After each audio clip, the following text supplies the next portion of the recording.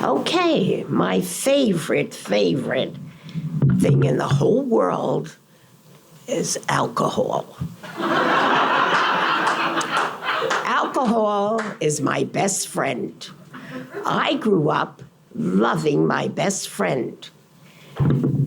I used to go in the living room after a party at my parents' house and start to sip all of the drinks that were left over. I was around 13, and that made me feel very good. A little bit woozy, but very good. As time went on, alcohol continued to be my best friend.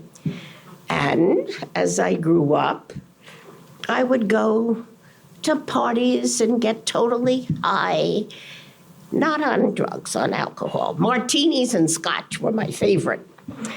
And the martinis could put you right under the table after the third one, for sure. And most of all, I could never remember where I parked my car. I would take the train from Hoboken back to Ridgewood, New Jersey, and see, where did I leave that car? Because when I got out of work, I would always go drinking with my friends. So by the time I got home, where the hell is that car? I'd sometimes have to walk 2 or 3 blocks to find the damn car. But worse than that were blackouts when all of a sudden I would wake up out of a sound sleep and look over, and I had no clue who that guy was or where he came from. How the heck did I get here? I quick got on my clothes, got the hell out of there. Often that happened. One night, I was around in my early 30s. I came home and I was totally wasted. Landed up, throwing up in the bathroom. And I was on my knees. I crawled out of the bathroom, down the hall to my daughter Cheryl's room. She was about 19 at the time. Help, help, I can't get up. Well, too bad. You look like a creepy crud. Forget it, I'm not helping you. You're a loser.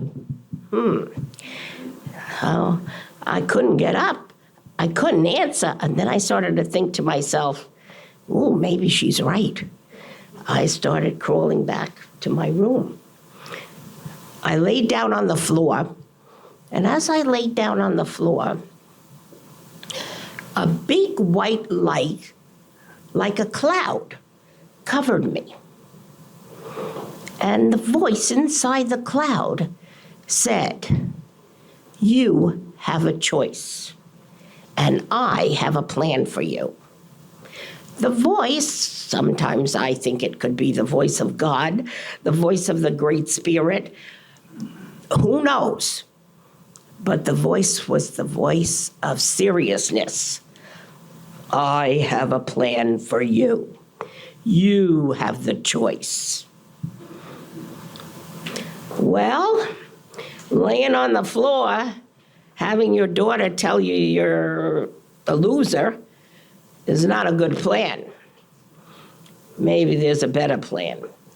So I pulled over the telephone. In those days, the telephone was the printer's phone, would light up, and you could see the numbers. I pulled it down and I dialed, and you remember the numbers, not like we had to look in a cell phone today. We don't know anybody's number. I called Iris, who was a recovered alcoholic. By the way, prior to this, I never believed women could be alcoholics. Only men were alcoholics. I call Iris and I say to her, I think I have a problem and with some alcohol. What do you think? Oh, I've been waiting 3 years to hear you say that. Well, I was shocked. How did she know? Well, the whole world knew. The only one to know that I was an alcoholic was me. So what happens? The next day, she takes me to an AA meeting.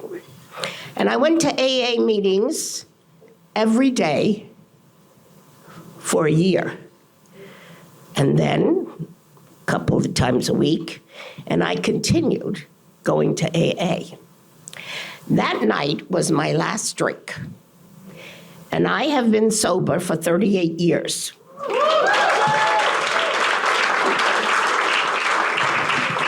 And the message in the cloud was right. My life turned around. I became a professor. I got a doctorate degree. A lot of things happened to me. I've met a wonderful man who loves me, and I know him when I wake up in the morning.